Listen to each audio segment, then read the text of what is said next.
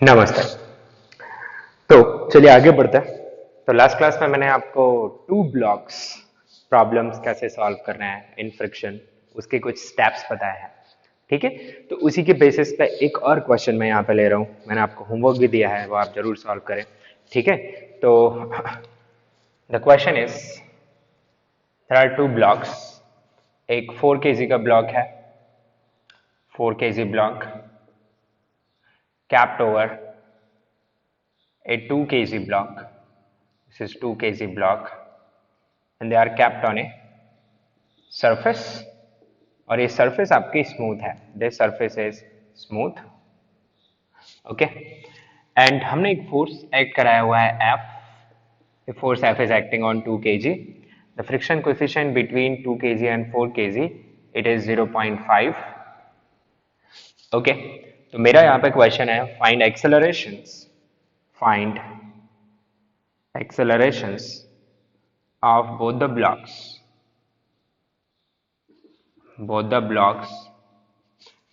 and friction acting between the blocks, if first part मैंने आपको दिया है कि जो फोर्स की वैल्यू है वो 20 न्यूटन हो, और दूसरी बार I am asking if force is equal to 40 newton. तो मैंने दो फोर्सेस आपको दिए हैं, 20 newton and 40 newton, and in this condition I am asking कि एक्सेलरेशन क्या है इन दोनों ब्लॉक्स के, और इनके बीच में जो फ्रिक्शन है वो कितना एक्ट हो रहा है और किधर एक्ट हो रहा है, डायरेक्शन भी आपको बतानी है। तो चलिए सॉल्व करते हैं इस क्वेश्चन को हम। तो मैंने इस ऐसे क्वेश्चन को सॉल्व करने के लिए आपको कुछ स्टेप्स समझाए हैं। तो आज मैं आपको एक सेकेंड मेथड भी सिखाऊंगा इसको सॉल्व करने का। पहले मैं आपको मेथड 1 बता देता हूं। ओके।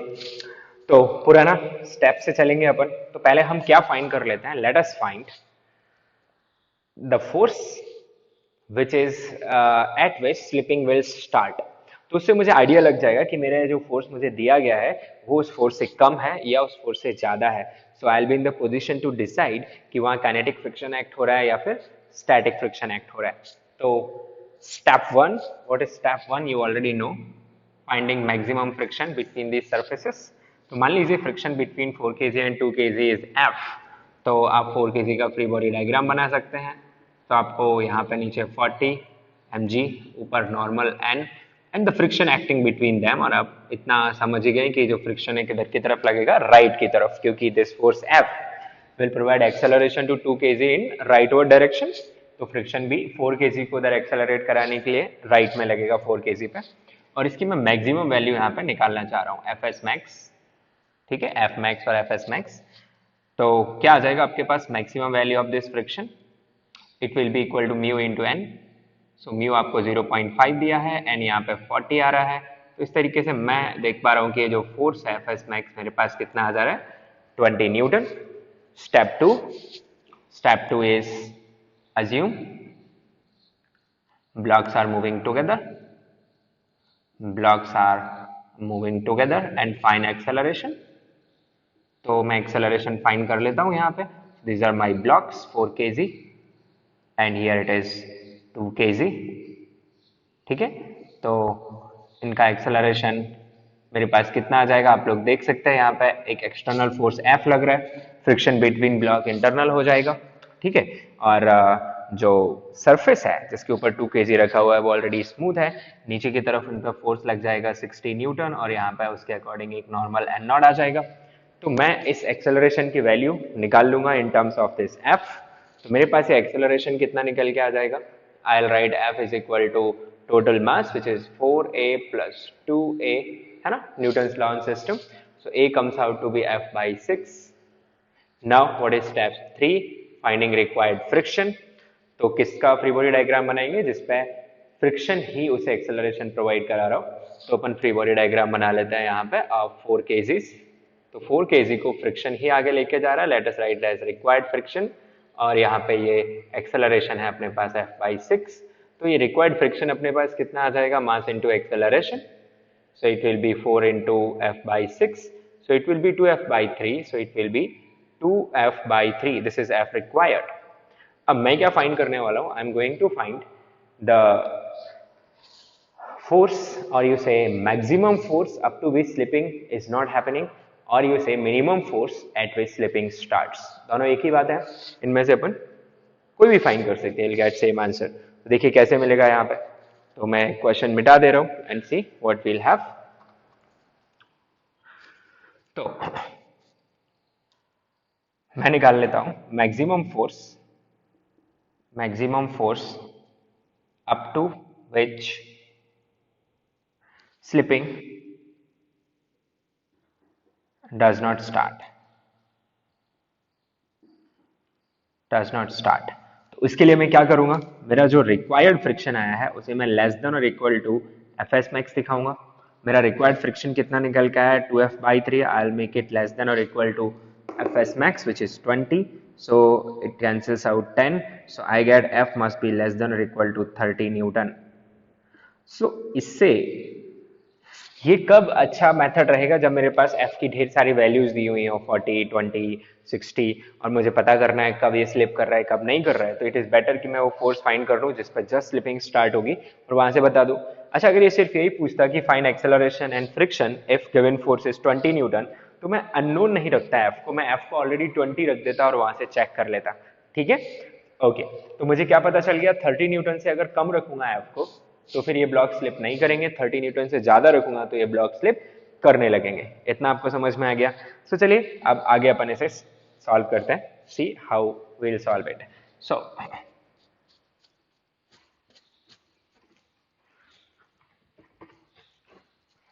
तो आप यहां पे समझ लीजिए अभी कि फर्स्ट पार्ट में मुझे दिया गया है f is equal to 20 newton. So I can write f is less than the maximum force, है ना, जिस पर स्लिपिंग स्टार्ट हो रही है. so मैं बोल सकता हूं blocks are moving together,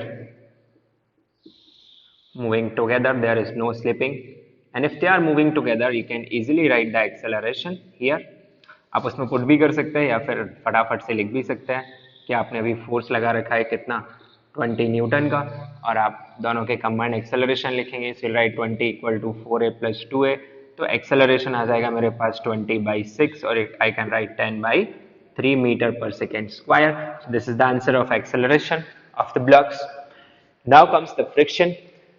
well, so this force is less than the maximum force at which slipping starts. तो अगर अप्लाइड फोर्स एग्जैक्टली 30 होता तो फ्रिक्शन fs max होता, पर ये तो 30 से छोटा है, तो फ्रिक्शन कितना रहेगा जितनी रिक्वायरमेंट है. स्टैटिक फ्रिक्शन उतना ही लगता है जितनी की रिक्वायरमेंट है. ठीक है, सो अब आप लिखेंगे यहाँ पे जो फ्रिक्शन रहेगा it will be equal to f required, और आप f रिक्वायर्ड की वैल्यू फटाफट से निकाल सकते हैं. अब यहाँ से भी निकाल सकते हैं पुराना जो मेथड किया, अदरवाइज आप 4 kg का फ्री बॉडी डायग्राम बना लीजिए, इट्स इजी टू प्रोसीड. और यहाँ पे लग रहा है फ्रिक्शन विच इज रिक्वायर्ड, और आपको पता है इसका एक्सेलरेशन a है, तो आपके पास ये रिक्वायर्ड फ्रिक्शन कितना आ जाएगा 4a. So it will B 4 into 10/3. So how much is the friction acting? It is 40/3. So friction acting is 40/3, acceleration is 10/3. Understand? Friction maximum कितना अवेलेबल था? Maximum available friction was 20, but यहाँ पे जो friction act हो रहा है वो less than 20 act हो रहा है. सिर्फ कितना एक्ट हो रहा है? 40 डिवाइडेड बाई 3 एक्ट हो रहा है. समझ में आ गई ये बात? ओके. अब सेकंड क्या पूछा हुआ है अपने से? हमें पूछा हुआ है कि जब f की वैल्यू 30 न्यूटन है तब क्या है, तो सॉरी 40 न्यूटन है तब क्या है. तो देख लेते हैं अपन. तो इतना समझ में आ गया कि f is equal to 40 newton पे ये ब्लॉक स्लिप करने लगेंगे. So f is equal to 40 newton पे हम ये समझ सकते हैं कि ये जो 40 है वो बड़ा है मैक्सिमम फोर्स से, जिस पे स्लिपिंग नहीं हो रही है. So will write blocks will slip. ठीक है, ब्लॉक स्लिप करेंगे तो फिर इनके एक्सेलरेशंस डिफरेंट आएंगे. सो फ्रिक्शन कैसा होगा? Implies friction between blocks is kinetic. तो जो उन ब्लॉक्स के बीच में फ्रिक्शन होगा वो काइनेटिक होगा, और यहां पे जो फ्रिक्शन था they are moving together, it implies friction between blocks is static. So that's the difference. There friction is static, here friction is kinetic. अब काइनेटिक फ्रिक्शन है तो फ्रिक्शन फोर्स तो मैं बिंदास लिख दूंगा कि इट इज म्यू एन, और हम निकाल ही चुके हैं म्यू एन की वैल्यू कितनी निकल के आई थी 20 न्यूटन। तो यहाँ पे फ्रिक्शन को अलग से सॉल्व करने की कोई जरूरत नहीं है। अलग से सॉल्व करने की जरूरत किसे है? एक्सेलरेशन को। तो देखिए क्या 4 kg का फ्री बॉडी डायग्राम बनाइए, 4 kg पे फ्रिक्शन कहाँ लग रहा है? फॉरवर्ड एफ के, और कितना लग रहा है? 20। तो इसका एक्सेलरेशन a1 मान लेता हूं, तो आप क्या लिखोगे? 20 is equal to mass into acceleration. So acceleration comes out to be 5 meter per second square. Direction आप देख पा रहे हैं rightward. And what about 2 kg? तो 2 kg के लिए मैं यहीं पे लिख दे रहा हूं। So for 2 kg how much is the acceleration?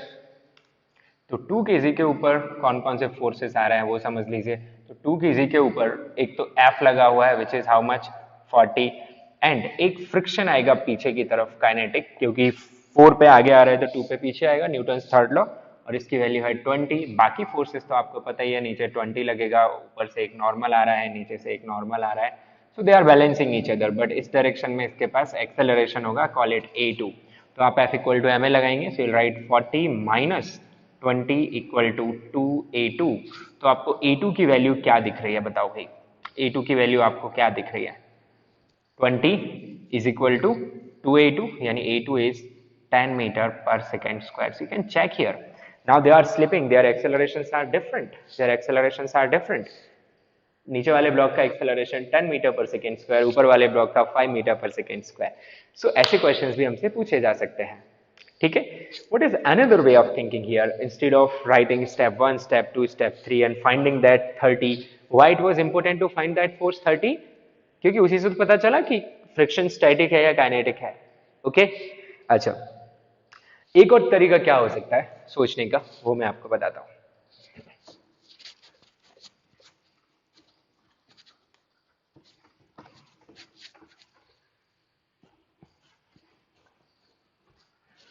So the second method here is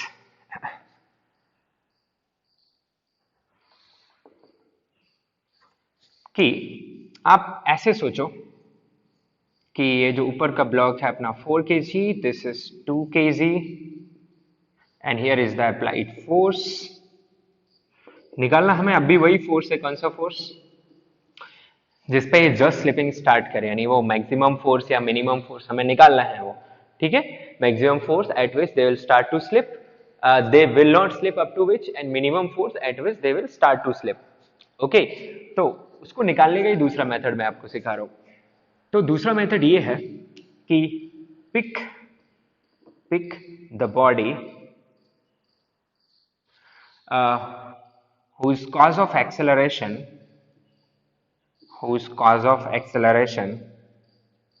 is friction only, हम क्या फाइंड कर रहे हैं? We are finding maximum F such that block does not slip। मतलब फाइंड वही हम 30 वाला फोर्स कर रहे हैं, आगे के स्टेप सिमिलर लेंगे, बस उसका स्टेप डिफरेंट है। तो pick the body whose cause of acceleration is friction only and find maximum acceleration which friction can provide to that body,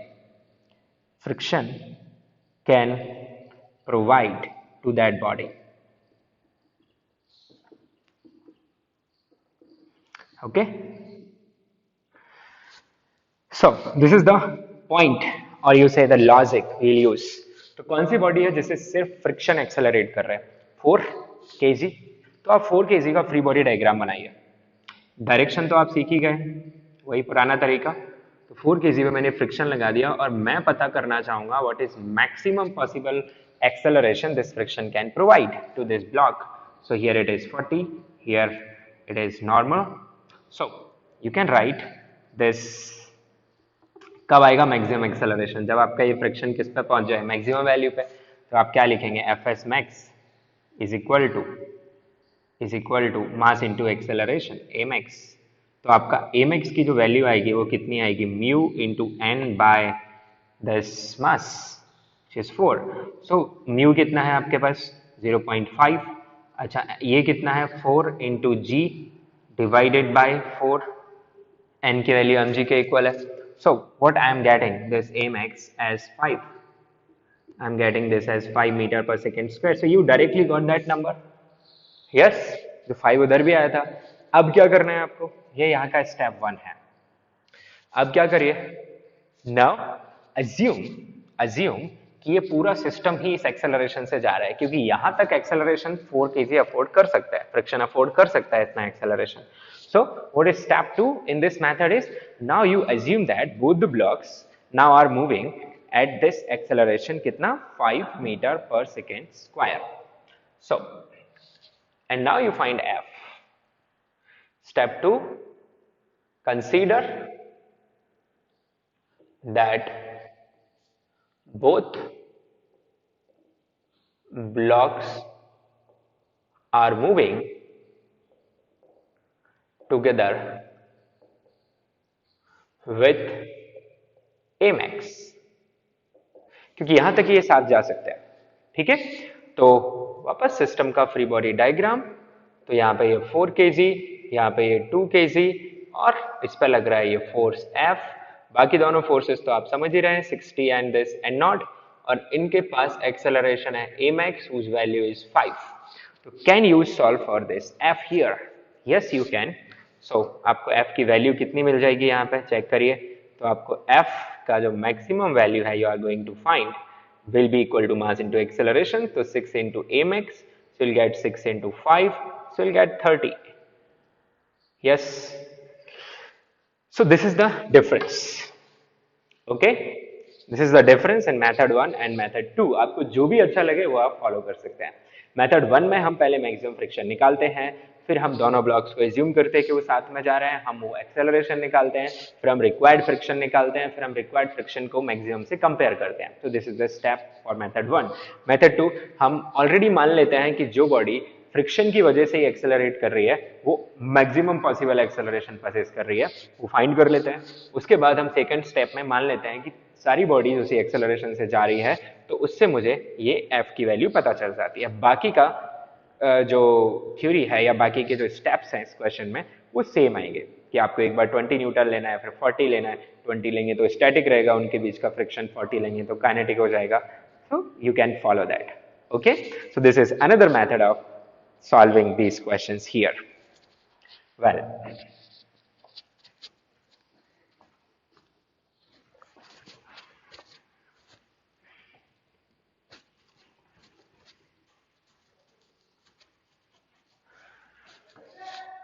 now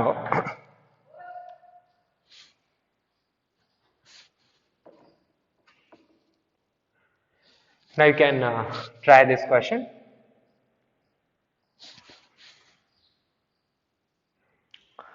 See,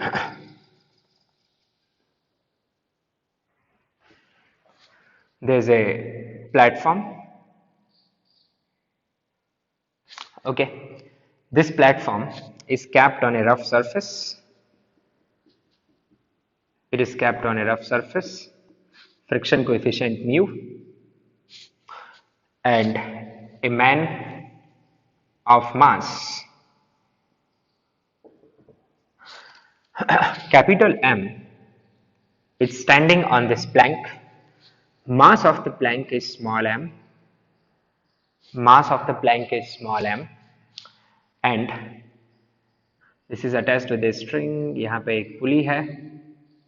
This pulley is fixed here. String is going all the way up. There is another pulley which is fixed. It is traveling here. There is another pulley, and this man is pulling the string. So I hope you can understand this scenario here, this question here. Okay, question लिख लीजिए. Find maximum force. Find maximum force man can exert on the string such that plank does not slip, such that plank does not slip.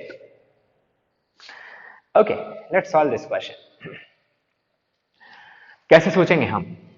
सोचने का तरीका man ऐसे सोचेंगे अपन की जो man है वो इस स्ट्रिंग को नीचे खींचेगा, तो इस स्ट्रिंग में टेंशन आएगी, यहां भी टेंशन आएगी, यहां भी टेंशन आएगी, यहां भी टेंशन आएगी, और इस टेंशन वाले फोर्स से प्लैंक आगे की तरफ मूव करने की कोशिश करेगा। यस, उसे रोकेगा कौन? फ्रिक्शन। तो मान लेते हैं let force applied by man on string जिससे वो खींच रहा है इज एफ। तो फिर आप लिख सकते हैं जो टेंशन इन स्ट्रिंग है वो एफ के इक्वल होगी। Tension in string will be equal to F, क्योंकि टेंशन वही आएगी जिससे ये खींचने वाला है। String is massless. ओके, ठीक है।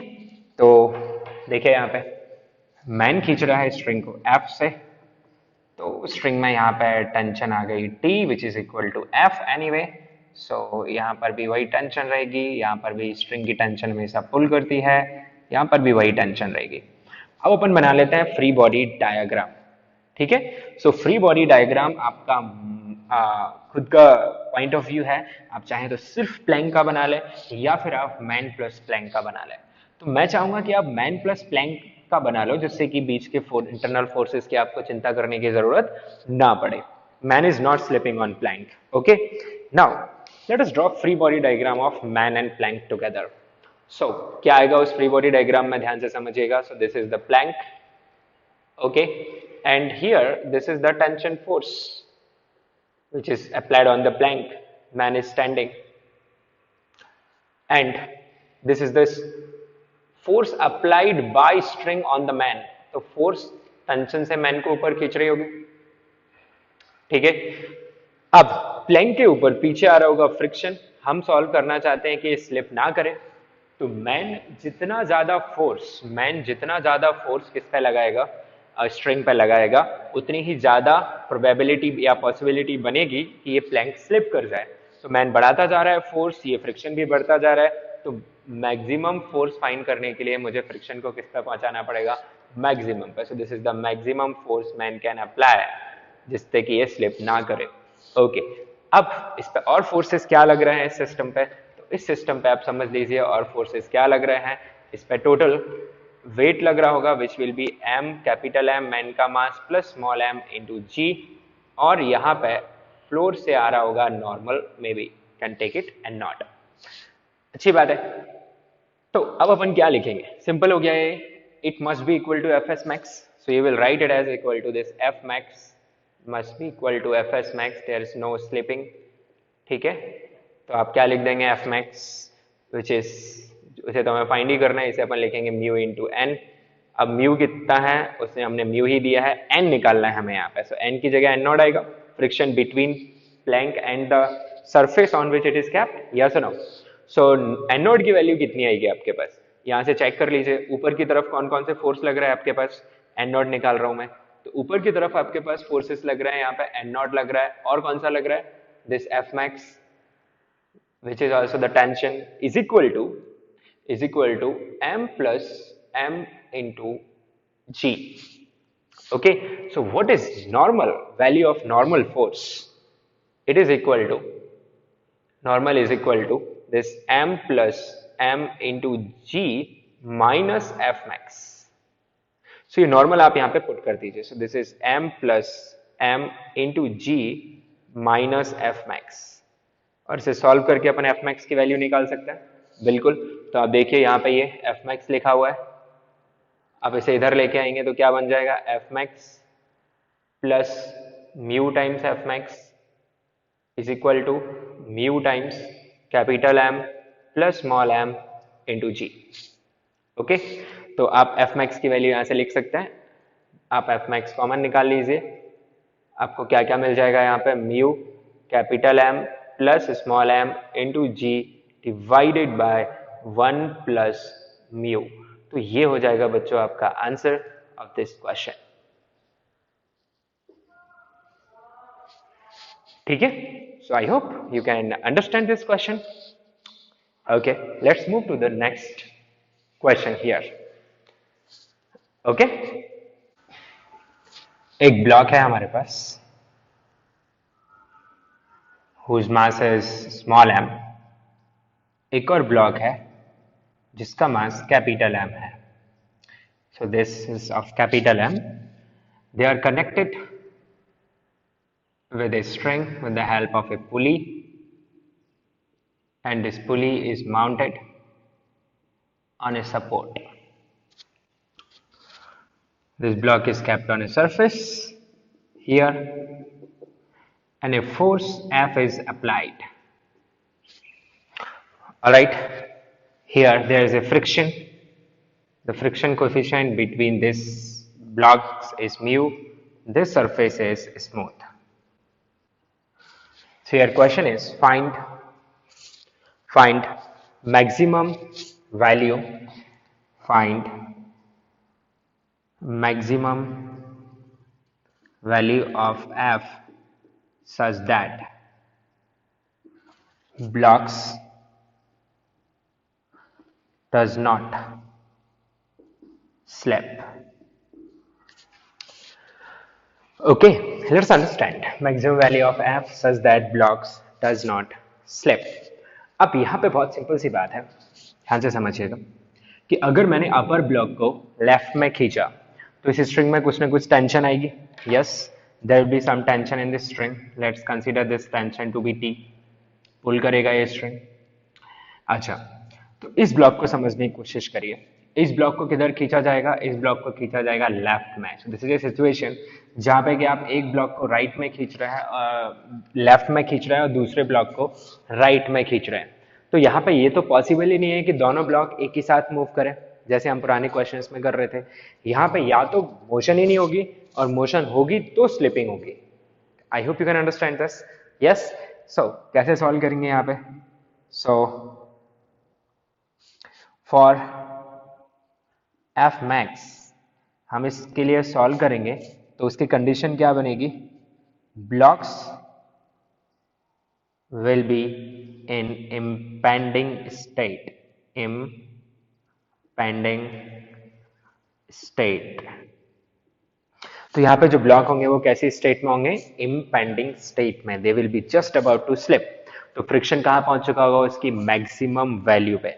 समझते हैं फ्रिक्शन की डायरेक्शन क्या होगी यहाँ पे. देखिए, तो यहाँ पे फ्रिक्शन की डायरेक्शन आप समझने की कोशिश करते हैं. तो this is the block, upper block with us of mass small m. इसे मैं यहाँ से खींच रहा हूँ. दिस इज फोर्स F और यहाँ पे लग रहा है इसका tension T. This is the lower block. Here friction static है तो डायरेक्शन हम आराम से सोचेंगे ये आपकी टेंशन है. ठीक है, they have not started to slip yet. Friction static है. अब आप खुद ही सोच लो कि ये जो ब्लॉक है इसे किधर खींचा जा रहा है? इसे किधर खींचा जा रहा है? राइट में. इसे रोकने के लिए जो फ्रिक्शन है इस ब्लॉक पे किधर लगेगा? लेफ्ट में. तो हियर इज द फ्रिक्शन. और किस पे एक्ट हो रहा होगा? वो अपनी मैक्सिमम वैल्यू पे, क्योंकि हम मैक्सिमम एफ के लिए सॉल्व कर रहे हैं. ठीक है, और तो इस ब्लॉक पे फ्रिक्शन किधर लग रहा होगा? In this direction. This will be F S max. बाकी फोर्सेस भी दिखा देते हैं अपन. Let us see remaining forces here. तो इस पे यहाँ पे फोर्स कौन सा आएगा? mg. ऊपर की तरफ फोर्स कौन सा आएगा? नॉर्मल. यहाँ पे फोर्स कौन सा आएगा? Capital mg. ठीक है, यहाँ पे एक ये नॉर्मल आएगा फ्रॉम स्मॉल m और नीचे से एक नॉर्मल आएगा N not.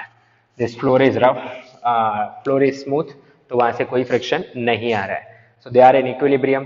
We can frame the equations here. See how the equations will go. So you will get the equations here. सबसे पहले F max it will be equal to T plus Fs max, and Fs max will be equal to this mu into n, not n naught. Friction between the block है तो normal between the blocks आएगा. ठीक है, सो it will B n, and यहाँ पे आप देख सकते हैं n is equal to small mg, so it will be equal to mu into small mg. So you can put it there, so you get F max is equal to capital T plus mu small mg. Make it equation 1. Now नीचे वाले block से आप क्या लिख सकते हो कि आपका जो एफ एस मैक्स है, एफ एस मैक्स है, it is equal to T, ठीक है। और एफ एस मैक्स आपको पता ही है, it is nothing but mu M g, तो यहां से आपको पता चल जाता है T is mu M g, this is equation 2। So by 1 and 2 you can write by 1 and 2 आप जो मैक्सिमम फोर्स यहाँ पे लगा सकते हैं एफ मैक्स, वो कितना आएगा, T plus mu M g, T itself is mu M G, so it will be 2 mu M g, this is the answer. Okay, so here my answer is not depending on the mass of the lower block. I hope you can understand this question here. इसे आप note कर लीजिए। अब मैं आपसे इसका second part पूछता हूं। तो सेकेंड पार्ट लिखिए, if now the force is doubled of the value obtained in the first case, मतलब पहले फोर्स कितना लग रहा था 2 म्यू एम जी, अब इसे डबल कर दिया तो कितना फोर्स लग रहा है अब 4 म्यू एम जी फोर्स लग रहा है। Find tension and accelerations of the blocks, tensions and accelerations of the blocks. So see how we will solve.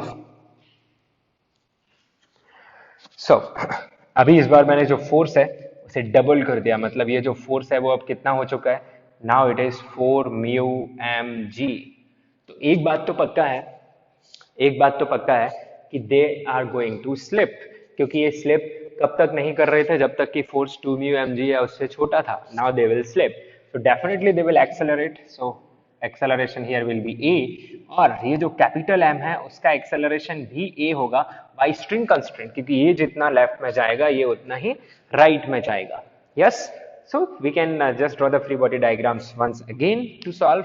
तो क्या आ जाएगा आपके पास यहाँ पे, सो स्मॉल एम का फ्री बॉडी डायग्राम, यहाँ पे आएगी आपकी टेंशन, यस, यहाँ पे है उसका एक्सेलरेशन, यहाँ पे है आपका applied force which is equal to 4 mu M g, ठीक है। बाकी तो फोर्स आप देख ही रहे हैं, it is m g and normal, उनको मेंशन करने की जरूरत नहीं है हमें। अच्छा, और क्या आएगा आपका यहाँ पे, you will have the friction, तो मैं पहले ही बता चुका हूँ यहाँ पे जो फ्रिक्शन है वो अब काइनेमेटिक हो जाएगा, काइनेटिक फ्रिक्शन हो जाएगा, which will be equal to mu into N and N is equal to M ji. So अब अपन न्यूटन सेकेंड लॉ लगाएंगे। तो देखिए एक्सेलरेशन किधर है, एक्सेलरेशन है लेफ्ट की तरफ, तो लेफ्ट का फोर्स माइनस राइट का force equal to M A लिखेंगे। तो लेफ्ट का फोर्स कितना है आपके पास 4 mu M G minus right का फोर्स कितना है आपके पास T minus mu N, M की जगह मैंने एम जी पुट कर दिया, equal to M A. So हमारे पास इक्वेशन क्या आ जा रही है, हमारे पास इक्वेशन आ जा रही है 3 mu M G minus T equal to M a, this is equation 1। Unknown दो है, टेंशन भी और एक्सेलरेशन भी, ठीक है। अभी हम क्या फाइंड कर रहे हैं, we are now going to find tension and acceleration, second part, ठीक है। Find tension and acceleration of blocks. So second, free body diagram of capital M. तो free body diagram of capital M, इस पे कौन कौन से force आ रहे हैं, इस पे इधर आ रही है आपकी टेंशन, और फ्रिक्शन किधर आ रहा है इस पे, यस फ्रिक्शन पीछे आ रहा है, वो काइनेटिक है, it is mu into N and N is m ji, so it is mu small m g. बाकी फोर्सेस आप लोग देख सकते हैं यहाँ पे, remaining forces it will be m g, यहाँ पे एक नॉर्मल एन नॉट और एक नॉर्मल ऊपर के ब्लॉक से जिसकी वैल्यू स्मॉल एम जी है, ठीक है। अच्छा, अब आपको क्या मिलेगा यहाँ पे, एक्सेलरेशन किस डायरेक्शन में है, एक्सेलरेशन राइटवर्ड डायरेक्शन में है, तो इक्वेशन क्या बनाओगे, इक्वेशन आएगी आपके पास t minus mu M g equal to capital M into A. This will be the equation, make it equation number 2. So you can check, if you add this equation you will have your acceleration, then you can find the tension. So let us add these two equations. So 1 plus 2 will do 1 plus 2, तो क्या मिल जाएगा आपको, t से t cancel हो जाएगा, 3 mu M G minus mu M g will get 2 mu M g is equal to small ma plus capital Ma. So A comes out to be 2 mu mg divided by small m plus capital M. This is the acceleration, और इसकी help से आप क्या निकाल सकते हैं, tension. तो किसी भी इक्वेशन में पुट करके आप टेंशन निकाल सकते हैं यहाँ से। तो ए को आप यहाँ पर ही पुट कर देंगे और यहाँ से आपको क्या मिल जाएगी, tension. You can do that. Okay, so I hope you understood this question as well. We'll move to next question then.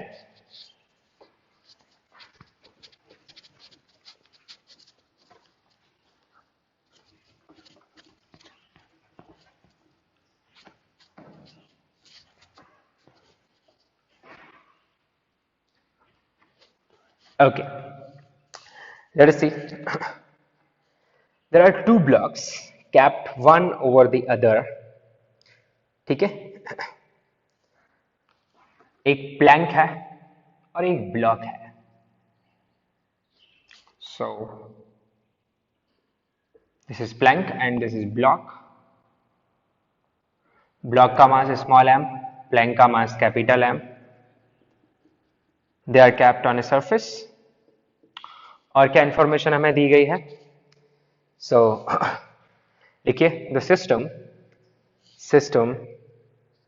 starts moving towards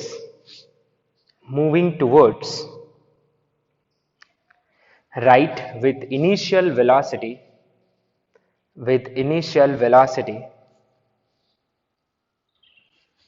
v. तो दोनों को इनिशियल वेलोसिटी v दे दी गई है, तो कोई स्लिपिंग नहीं हो रही है, अच्छी बात है। नाउ फ्रिक्शन कोएफिशिएंट्स आप लोग समझिए। तो friction coefficient of these surfaces, यहाँ का फ्रिक्शन कोएफिशिएंट आपके पास अवेलेबल है, that is friction coefficient between surface and the bigger block, it is mu. ठीक है, यहाँ का फ्रिक्शन कोएफिशिएंट आपके पास म्यू है, and friction coefficient between smaller block and the bigger block is mu by 2. Okay, so दोनों surfaces rough है, like surface and bigger block that is plank वो भी रफ है, small and bigger block वो भी rough है। यहाँ का friction coefficient mu by 2, यहाँ का friction coefficient mu. Length of the lower block is L. ठीक है, the neglect size of the block. ठीक है, तो ये ब्लॉक है, this is your block and this is plank. Okay, now my question is find the time after which blocks separates from each other. तो हमें वो टाइम बताना है जिसके बाद ये दोनों ब्लॉक्स एक दूसरे से अलग हो जाएंगे। मैं क्वेश्चन वापस एक्सप्लेन कर दूं आपको। दोनों को इनिशियल वेलोसिटी v दी गई है एट t इक्वल टू 0। अब आपको पता है यहाँ का फ्रिक्शन डिफरेंट है, यहाँ का फ्रिक्शन डिफरेंट है, तो दोनों के एक्सेलरेशंस डिफरेंट हो जाएंगे, they will start to slip.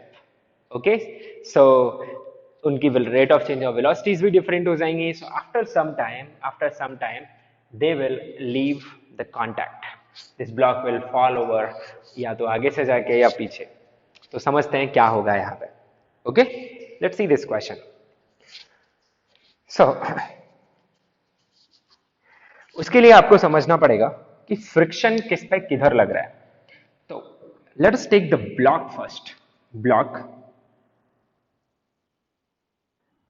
and here is the plank.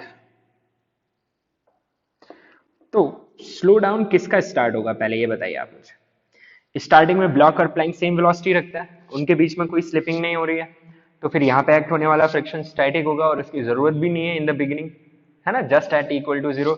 So friction between acting here will be 0, but हाँ there will be a slipping between plank and surface for sure. तो plank and surface के बीच में kinetic friction act करेगा, तो Planck के ऊपर kinetic friction act करेगा पीछे की तरफ, इसमें आपको कोई परेशानी नहीं होनी चाहिए। फ्रिक्शन कोएफिशिएंट म्यू दिया हुआ है, नॉर्मल को मैं n नॉट ले रहा हूं, n naught is this normal. बाकी फोर्सेस भी देख लीजिए आप, this is n naught, this is capital mg, here is n, here is small mg, ये n, और फ्रिक्शन की हम बात करते हैं अभी।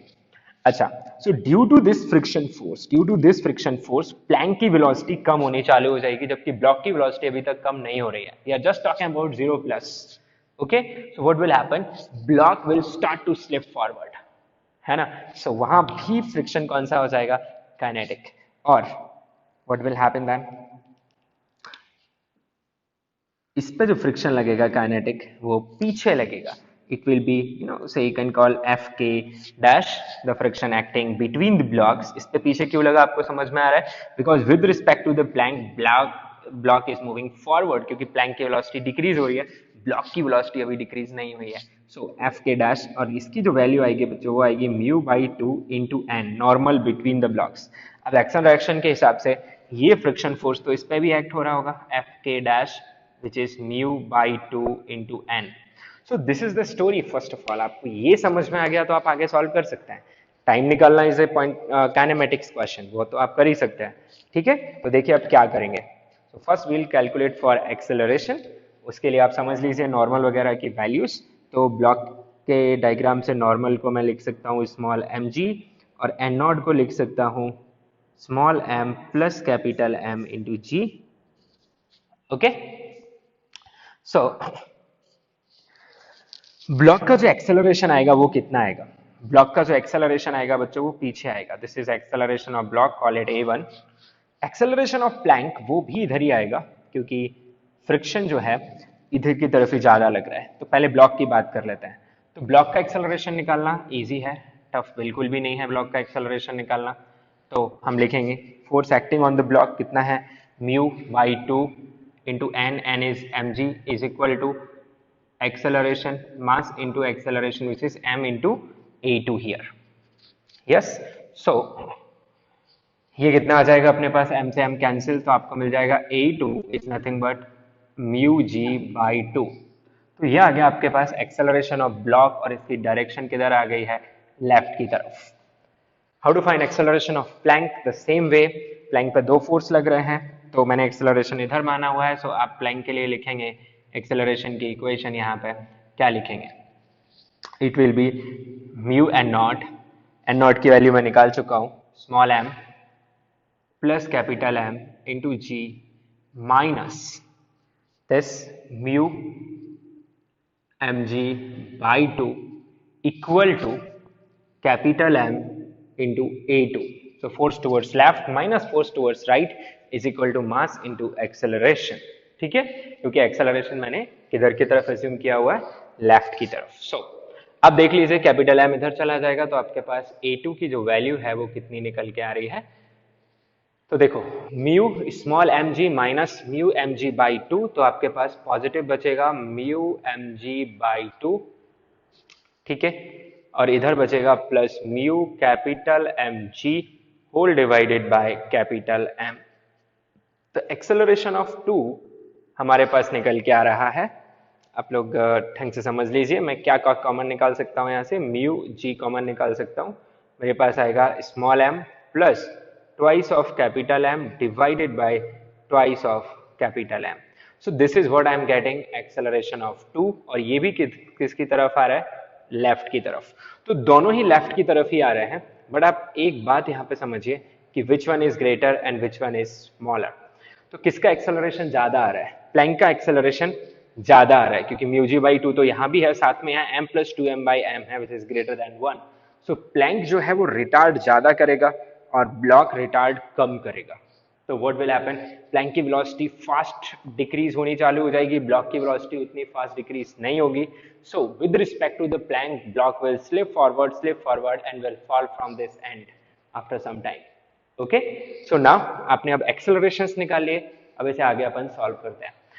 अब कैलकुलेशन को थोड़ा इजी करने के लिए mm हर बार हमें दिखता रहेगा, तो मैं आपको एक डेटा दे रहा हूँ। ठीक है, टेक क्वेश्चन में आप ऐड कर लीजिए capital M to be twice of small m, ये आप यूज कर लीजिए। तो इसको यूज कर लेंगे तो हमें थोड़ा फायदा हो जाएगा। यहाँ पे एक्सेलरेशन ऑफ प्लैंक हम सिंप्लीफाई करके लिख पाएंगे फिर। तो एक्सेलरेशन ऑफ प्लैंक वो आ जाएगा मेरे पास म्यू जी बाई 2, तो स्मॉल m को स्मॉल m ही रहने देते हैं, प्लस ट्वाइस ऑफ, इसकी जगह ट्वाइस ऑफ स्मॉल m लिख देते हैं, और कैपिटल M की जगह ट्वाइस ऑफ स्मॉल m लिख देते हैं। तो मेरे पास कितना आ जाएगा, ये a2, it will be equal to mu g by 2 और 4m यानी 5m divided by 2m, m से m तो एनीवे कैंसिल हो जाएगा, तो ये कितना आ रहा है मेरे पास 5 म्यू जी बाई 4, a2 की जो वैल्यू है यहाँ पे मेरे पास निकल के आ रही है, it is 5 mu ji by 4 towards left. ठीक है, under that condition so I got these accelerations. Here is the acceleration of block and here is the acceleration of Planck. अच्छा, ब्लॉक के एक्सेलरेशन को हमने a1 माना है, तो आप इसे a2 ना लिखें, इसे क्या लिखें a1। बाकी बढ़िया। अब काइनेमेटिक्स में चले जाते हैं, टाइम निकालना है, तो देखिए क्या होगा। So now this is a kinematics question. मैं ये सब डेटा यहां से हटा देता हूं, so will be easier to understand. अब क्या क्या आ गया हमारे पास, t equal to 0 initial velocities में से इक्वल दी गई हैं, इनके एक्सेलरेशंस बच्चों हमें पता चल गया a1 एंड a2 रेस्पेक्टिवली। इसका एक्सेलरेशन a1 है which is mu ji by 2 in this direction, और प्लैंक का जो एक्सेलरेशन है वो a2 है which is 5 mu ji by 4। ठीक है, मुझे पता करना है कि ये ब्लॉक प्लैंक पे से कब फॉल करेगा। सो अब चलते हैं अपन इन फ्रेम ऑफ प्लैंक। ठीक है, so in frame of plank सबसे पहले initial velocity of block with respect to plank is equal to initial velocity of block minus initial velocity of plank which is v minus v zero. Okay, now दूसरी चीज, acceleration of block with respect to plank वो कितना आएगा अपने पास, so it will be equal to acceleration of block minus acceleration of Planck. Left को मैं positive ही treat कर रहा हूं यहाँ पे, I am considering left to be positive, right to be negative in kinematics. दोनों एज सिंपली सब्ट्रैक्ट हो जाएंगे, so I will get mu ji by 2 minus 5 mu ji by 4। I take the LCM, it comes to be 4, तो ये आ जाएगा मेरे पास 2 mu G minus 5 mu G, so I get this number as minus of 3 mu ji bye 4। Okay, minus का मतलब 3 mu ji by 4 right की तरफ, तो इसे ऐसे भी लिख सकता हूं मैं 3 mu ji by 4 in which direction, right. और मुझे वो टाइम पता करना है बच्चों जब ये फॉल कर जाए, मतलब मुझे डिस्प्लेसमेंट कितना कवर कराना है ब्लॉक को in frame of plank, L.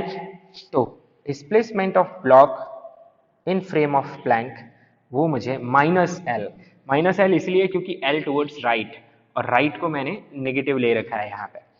ठीक है, सो बस हो गया सॉल्व। आपके पास इनिशियल वेलोसिटी है, आपके पास एक्सेलरेशन है, आपके पास डिस्प्लेसमेंट है, और आप टाइम फाइंड करना चाहते हैं, you can very well solve this, no problem at all. सो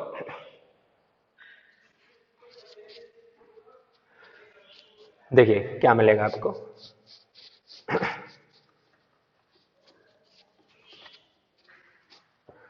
सो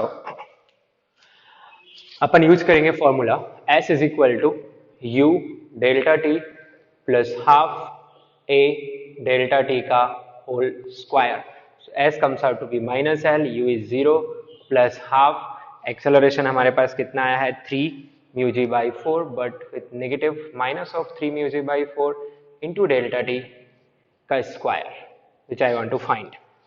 तो minus minus cancels out, I got 8L divided by 3 mu g as delta t का square. So delta t comes out to be square root of 8L divided by 3 mu g. So this is my answer.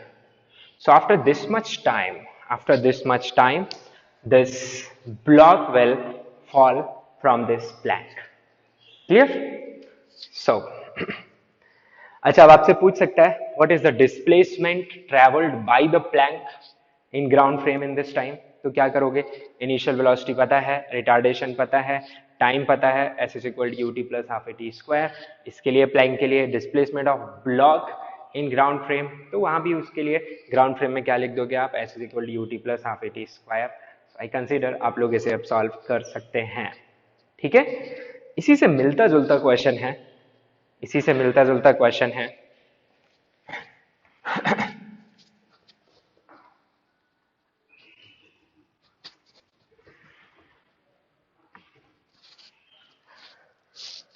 जैसे मेरे पास एक Planck है, ठीक है, sufficiently long, मैं बोल रहा हूँ this plank is sufficiently long and there is a tiny block which is kept on this and it is released by giving this velocity v naught to it. So this is block, this is block and this is plank. ठीक है, question लिखिए आप, plank is sufficiently long, sufficiently long, the block is projected, block is projected on the plank with velocity v naught. The block is projected on the plank with velocity v naught. Okay, और यहाँ पे जो इसका mass, I think you will not need, पर फिर भी अपन लिख लेते हैं, these are the masses they have. Okay, and इसको अपन 2 ml ही लिख लेते हैं, ठीक है। और फ्रिक्शन कोएफिशिएंट मैंने आपको दिया हुआ है यहाँ पे, friction coefficient is mu. Okay, so my question is find the time after which friction between block and plank becomes zero.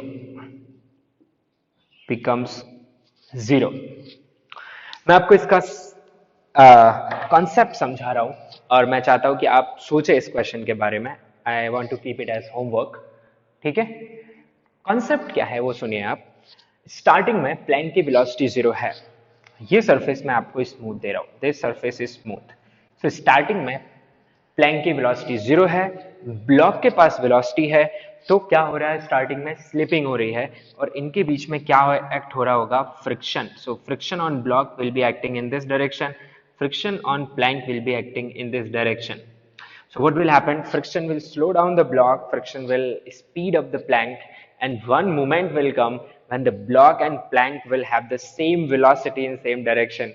Then relative motion stops and there is no need of friction, so friction will become static and its value will become 0. मतलब आपको कहाँ तक solve करना है, आपको solve करना है वहां तक जहां तक कि प्लैंक और इस ब्लॉक की वेलोसिटी इक्वल ना हो जाए, ठीक है. This plank is sufficiently long, तो आपको ब्लॉक गिरेगा या नहीं उसकी चिंता करने की जरूरत नहीं है. सोचिए इसके बारे में, ठीक है. And send me your approach on the group, I discuss it in the next lecture with you. So आज के लिए इतना ही रखते हैं. Thank you.